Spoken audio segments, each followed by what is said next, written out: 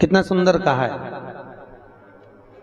जिस व्यक्ति को ब्लड प्रेशर की बीमारी रहती हो, ऊपर नीचे ब्लड प्रेशर होता रहता हो, तकलीफ भोग रहे हो, बहुत कष्ट में हो, बार बार पसीना आ जाए शरीर पर, कुछ ना करिए, एक लोटा पानी भरो, 7 पत्ती नीम की डाल लो।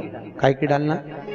नीम, कड़वी नीम, मीठी नीम नहीं, कड़वी नीम। 7 पत्ती नीम की डाल लो और 7 उसमें बेलपत्र डाल लो। जिस व्यक्ति का ब्लड प्रेशर हाई हो, लो हो, उसके कमरे में उसको प्लेट से ढककर रख दीजिए। सुबह स्नान कर कर वही व्यक्ति जिसका ब्लड प्रेशर ऊंचा नीचा होता है उसको शिव जी को समर्पित करना। शिव को चढ़ाकर उसी का पानी 7 बार उसी स्थान पर ग्रहण कर लेना। व्यक्ति का ब्लड प्रेशर बराबर हो जाता है।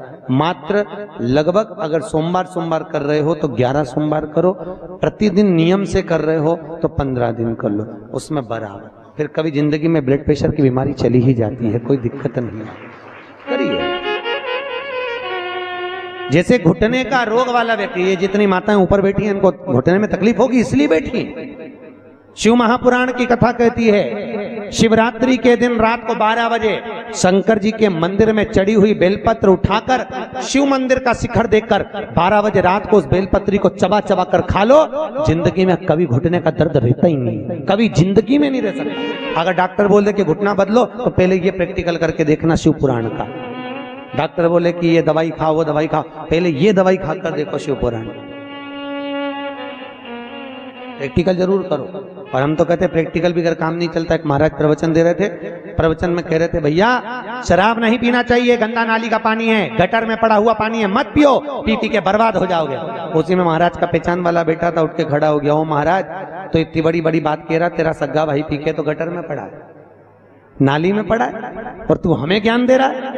महाराज जी को क्रोध नहीं आया। महाराज जी ने कहा भैया देख, मैं भी प्रवचन दे रहा हूं, मेरा भाई भी प्रवचन दे रहा है, बस अंतर इतना है मैं मुंह से समझा रहा हूं, मेरा भाई प्रैक्टिकल करके दिखा रहा है।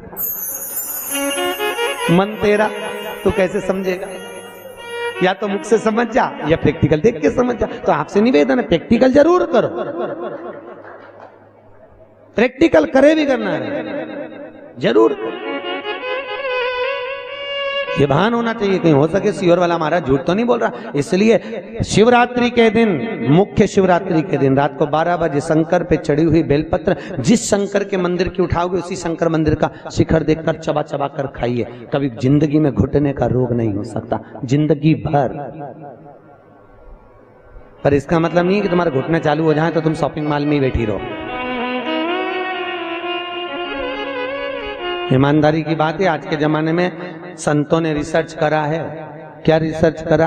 कि जितनी जितनी बूढ़ी बूढ़ी सासें हैं वो तो सब नरक जा रही हैं और बहुएं बेकुंठ जा रही हैं। तो सासों ने सोचा कि भाई हम नरक काय को जा रहे हैं, बहुएं काय को बेकुंठ? बहू तो घर में रहती है और हम तो इतनी कथा भागवत में जाए, हम तो इतनी कथा सुनते हैं, बूढ़ी बूढ़ी माताएं कहती हैं तो हमें बेकुंठ जाना चाहिए, तो बहू क्यों बेकुंठ जा रही है, हम नरक काय को जाए?